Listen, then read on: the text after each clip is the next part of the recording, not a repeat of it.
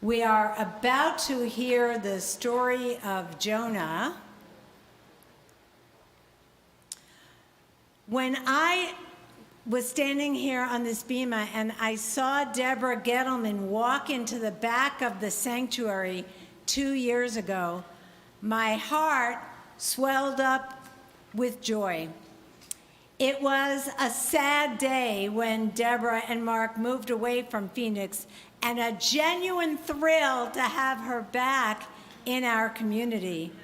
She is warm and funny, deep, and so very talented, and a good friend. I looked up her bio online and found this introduction. Debra Rich Gettleman is a rebellious white Jewish girl from Chicago's North Side. That pretty much says it all.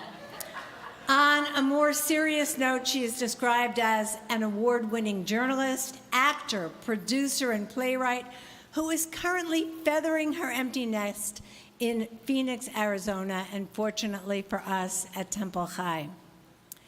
Debra describes herself as a creative artist whose medium is human beings, and who truly found her calling when she realized that she was passionate about reinvention.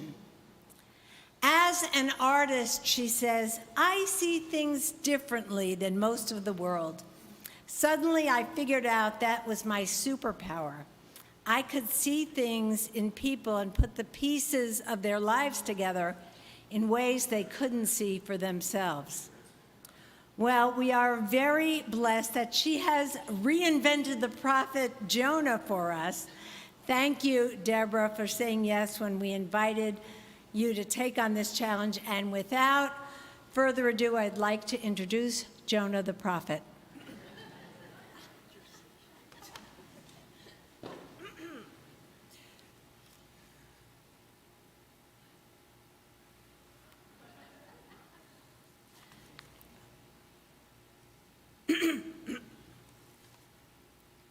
Hi, I'm Jonah, and I'm a recovering prophet. I never wanted to be a prophet. Of course, my dad was a prophet, and there was so much pressure to stay in the family business, but look, it just wasn't my jam. I don't like to travel. I don't like people. I don't like confrontation, and that's all prophets do. They travel the globe, they make people face their own truths, and they usually threaten annihilation if you don't do something God wants you to do. But alas, one day I hear this voice in my head. Not like coming through earbuds or anything, it was like I felt this presence, and it tells me to go to Nineveh and tell the entire city that they have 40 days to live unless they change their evil ways. Any of you been to Nineveh lately? Right? Okay. Yeah. It's like Dante's ninth circle where Satan himself is trapped. And why God cares so much for these bad people who are also sworn enemies of us Jews is beyond me. Plus, I know God. God forgives everyone over and over.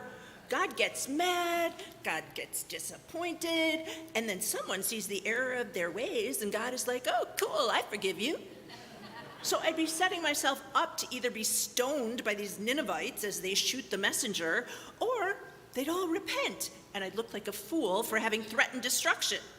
Look, I was not about to go to Nineveh just because God told me to, which might have been a mistake in retrospect. I would definitely do things differently if faced with similar circumstances today, but I was a lot younger then. I was pretty cocky, sure of myself, maybe even a bit narcissistic. So I ran in the opposite direction. Well, I didn't really run, I sailed, but you know what I mean. Anyway, I bought a ticket on a cargo ship to Tarshish, which is literally in the opposite direction from Nineveh. Yeah, I wanted God to know that I could do whatever I wanted to do, so the opposite choice was kind of an in-your-face God kind of thing. So nice bunch of Gentiles on board. They didn't ask questions. I didn't volunteer information. I just wanted to be left alone.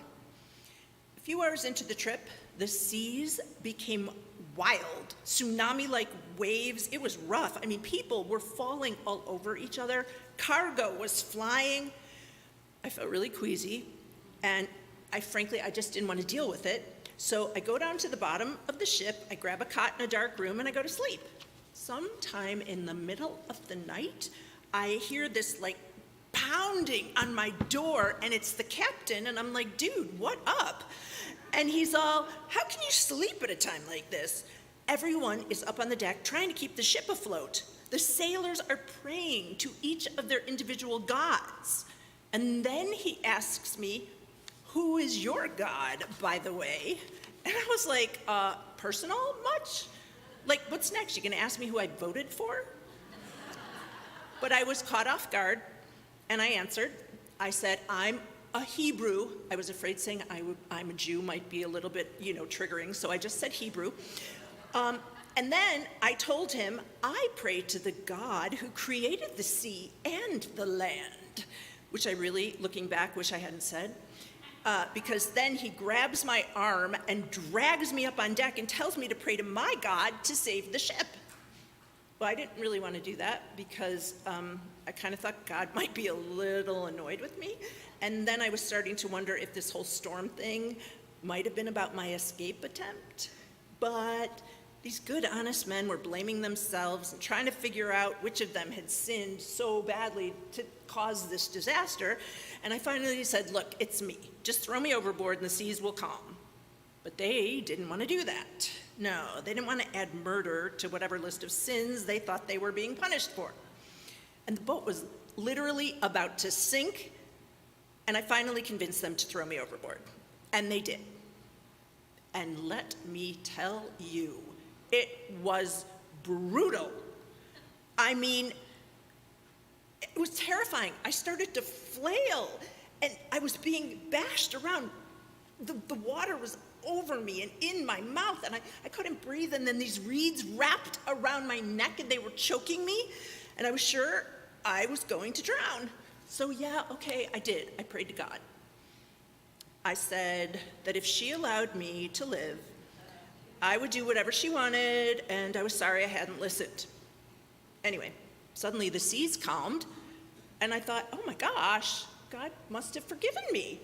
But instead, a ginormous fish comes up behind me and swallows me whole, which in retrospect, I guess was a gift from God. I mean, better to be swallowed whole than chomped into tiny bits and, eliminated through an alternative exit. Anyway, it hardly felt like a gift, because here I am in this dark, dank, smelly belly of this fish, and let me tell you, it reeked like a rotting bowl of tuna salad that had been left out in the sun at a picnic in Phoenix during a 117-degree heat wave. So I really thought about what I had done and how I had not trusted God, and I wanted to change. So I owned up to my failings and my selfishness, my misdeeds, and I truly asked God for forgiveness. And God finally heard my truth and had mercy on me.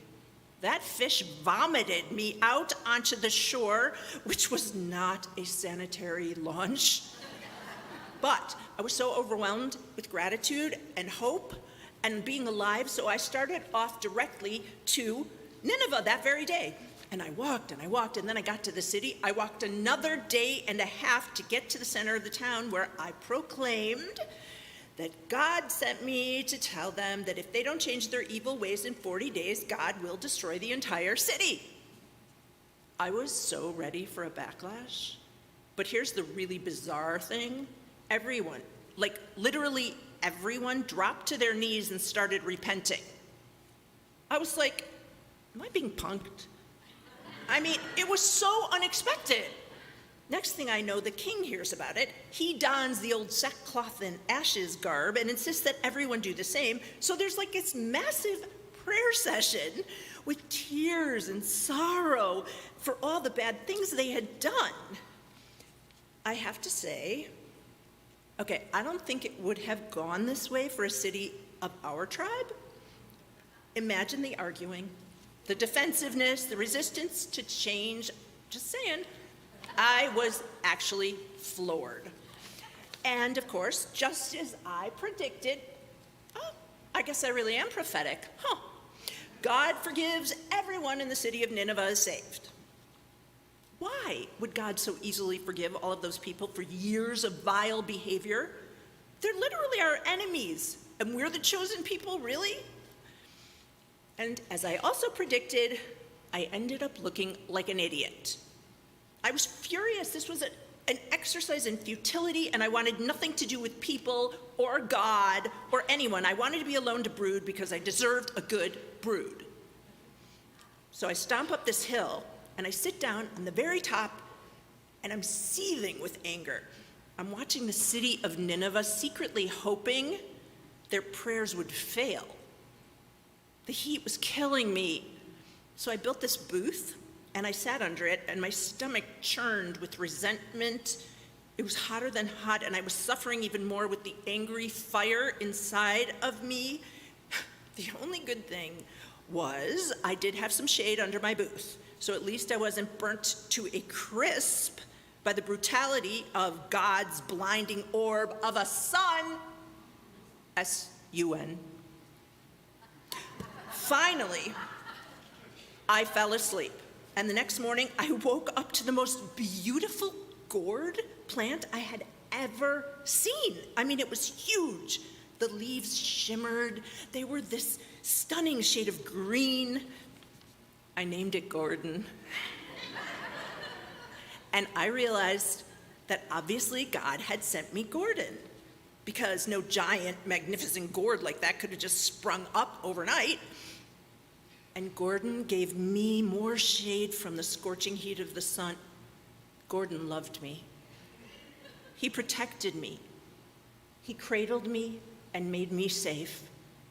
And I loved Gordon more than anyone or anything.